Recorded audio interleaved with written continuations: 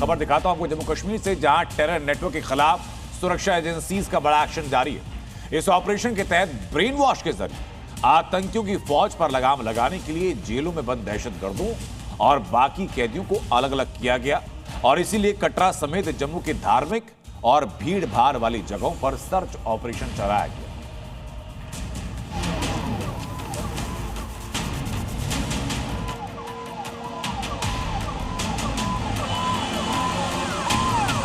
जम्मू कश्मीर में जैश के हमले के अलर्ट के बाद सुरक्षा एजेंसियां पूरी तरह से चाक चौबंद।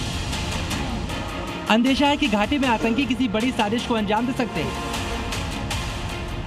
कोई बड़ा फिदायिन हमला कर सकते हैं, जिसे देखते हुए चप्पे चप्पे पर सुरक्षा बढ़ाने के साथ ही टेरर नेटवर्क को तोड़ने की कवायद भी तेज हो गई।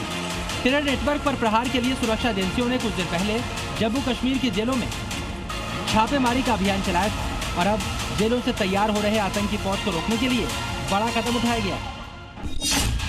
जम्मू और श्रीनगर की जेलों में अब आतंकियों की बैरक को अलग कर दिया गया।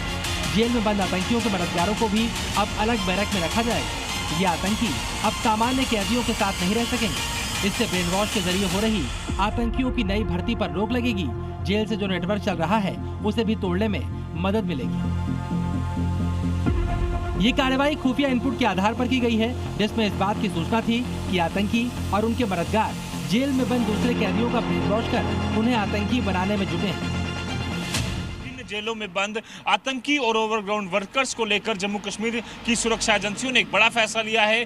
जितनी भी जेलें जम्मू कश्मीर की हैं उसमें बंद आतंकवादी और ओवरग्राउंड वर्कर्स को अब अलग अलग रखा जाएगा। इसके अलावा ये भी फैसला लिया गया है कि जो दूसरे अपराधी हैं उनको भी यहाँ पर अलग रखा जाएगा। इसका मकसद यही है कि लगातार आतंकी और ओवरग्राउंड वर्कर्स जो दूसरे अपराधियों को रेडिकलाइज कर आतंकवाद में शामिल होने के लिए लगातार प्रयास कर रहे हैं, उसको यहाँ पर रोका जा सके।